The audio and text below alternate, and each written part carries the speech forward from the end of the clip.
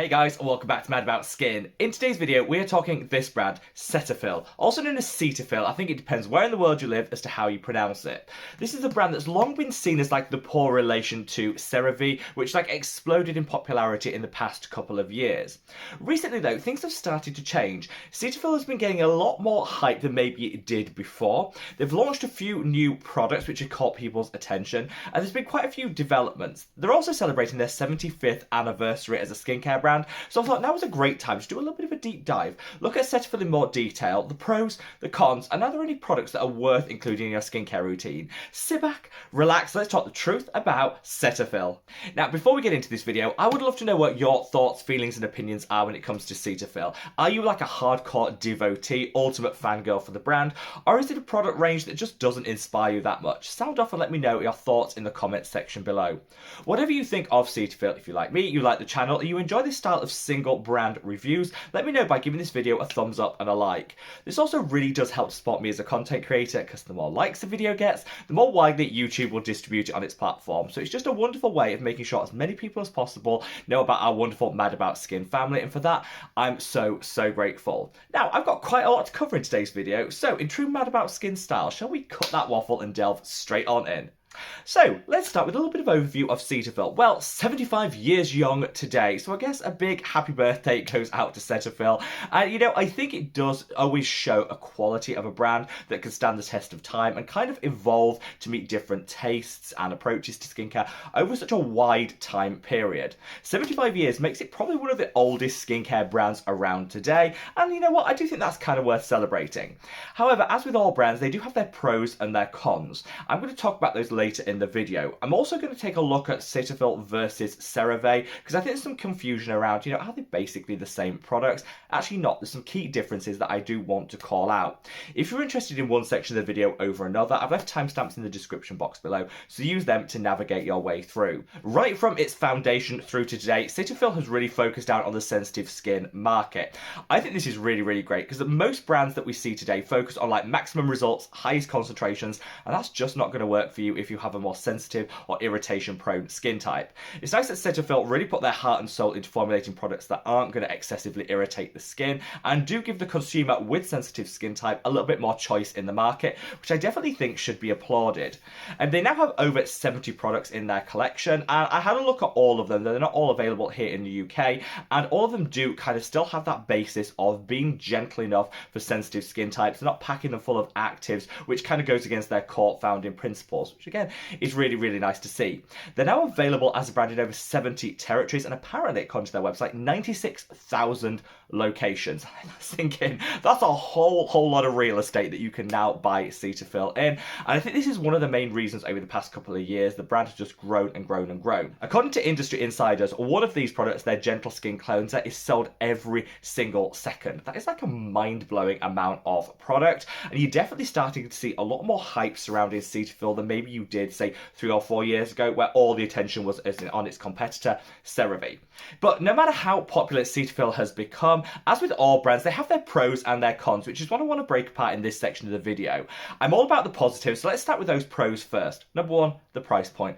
Drugstore to their core. Unlike Cerave, which does tend to command a slightly higher price point here in the UK and in Europe than it does in North America, Cetaphil tends to have a standard pricing across the globe.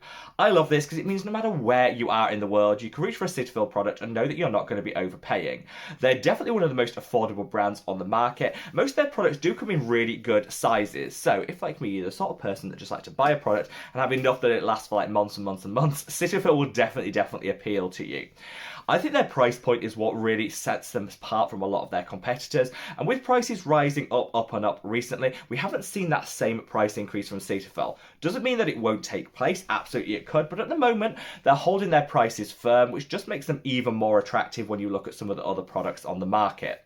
The second pro I want to call out is their formulations are really good, specifically if you've got a sensitive skin type.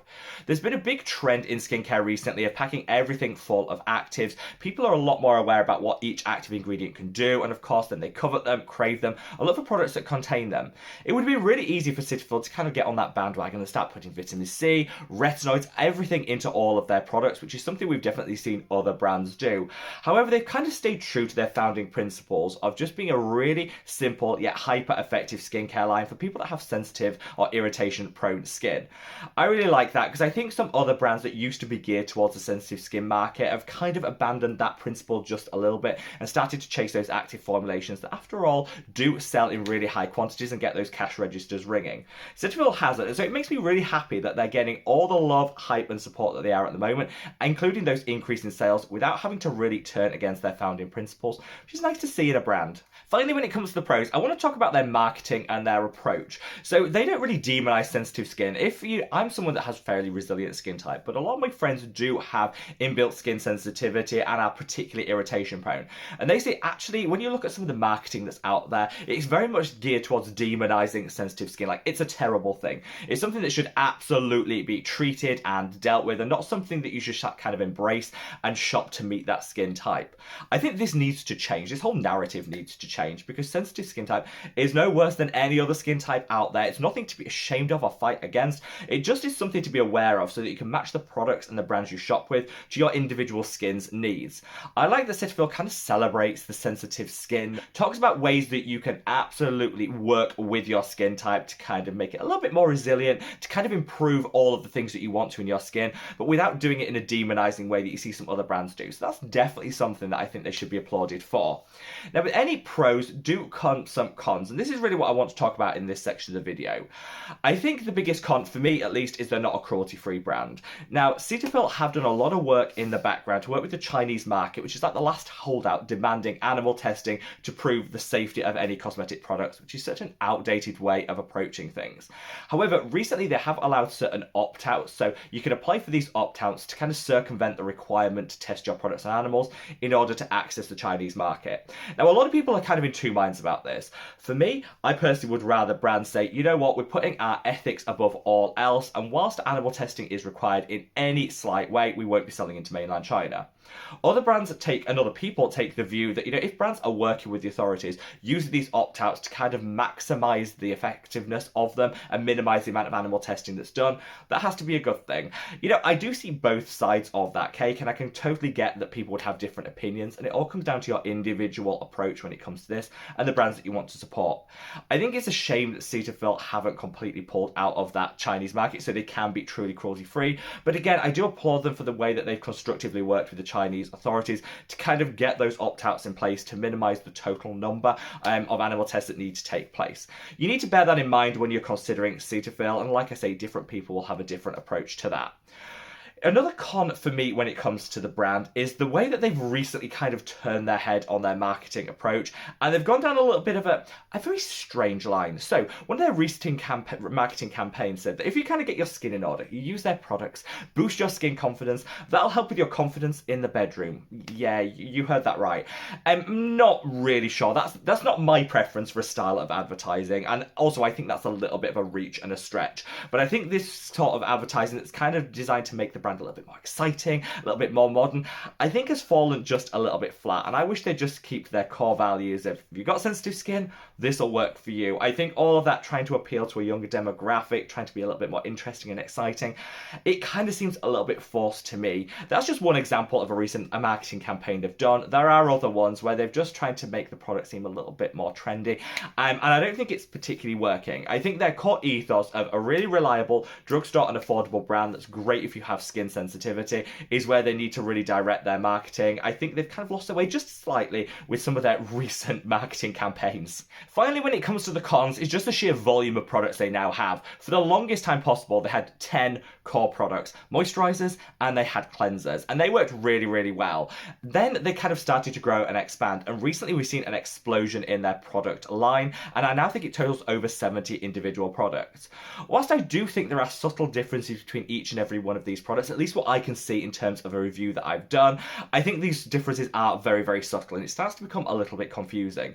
This is something I term the Paula's Choice problem, because they really took this concept and ran with it and now have hundreds and hundreds of products with only tiny variances between each and every one of them.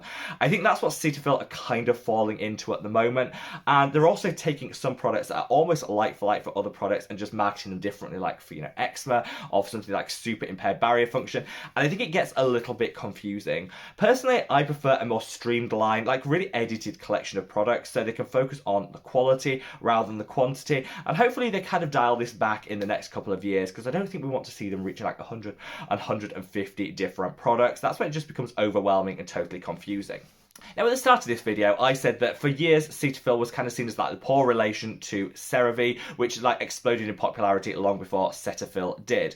In terms of whether I think that's a fair comparison, I actually don't. You know, whilst on the face of it, they look like very similar brands. You know, they have the same look to their packaging. They used to have a very similar price point, though Cerave has increased recently, and they kind of had that same dermatological backing and promotion, which really started to drive their sales. There are actually a lot of key differences. So Cetaphil is very much captured like the current trend for active ingredients in skincare, which is why they have retinoids, they have vitamin C's, they have a whole suite of different products geared towards different skin concerns, focusing in on these active ingredients. That's not a criticism, it's just something that's very different to Cetaphil, which has really kept its core values of being all about sensitive skin friendly skincare. Also, Cerave are all about the ceramides. Every single one of their products is packed full of ceramides, which is kind of their like unique selling point. With Cetaphil, you don't get that. Some of their products, where it's necessary or where they think it enhances the formulation, you do have ceramides, but it's not just in everything as standard. I think that's a little bit more authentic, because ceramides do absolutely deliver great benefit for the skin, but I don't think they need to be in every single product, particularly things like cleansers. Also, when you look at Cetaphil, they're very much about the emollients, things that are going to soften, nourish, and hydrate the skin. That's their unique selling point, which again is very different to Cerave. You know, overall, I think there are some key similarities, but for me, if you're looking for a skincare brand that is very much their core ethos is about skin sensitivity friendly formulations, Cetaphil are streets ahead of Cerave, and I think Cerave have very much taken it and run in terms of that higher potency actives, focusing on like people's obsession with ceramides. They're great, they don't need to be in everything, and I do find that they overuse niacinamide as an ingredient, which again, Cetaphil haven't done in the same way. They are very different, and I know both brands have their pros and cons, but for me, I think Cetaphil is streets ahead of Cerave in terms of their formulation and really the ethics and the ethos that sit behind the brand. I would love to know what your thoughts, feelings, and opinions are when it comes to Cetaphil. What are your favourite products? If I was going to suggest some of my favourites, I've linked them in the description box below. I pretty much stick to their original cleansers and some of their basic moisturisers. I still think the originals are the best when it comes to this brand. You guys might disagree, so sound off in the comment section below and let me know any of your holy grails and favourites. Wherever you are in the world, guys, stay safe, stay well, and love your skin. Take care. Bye!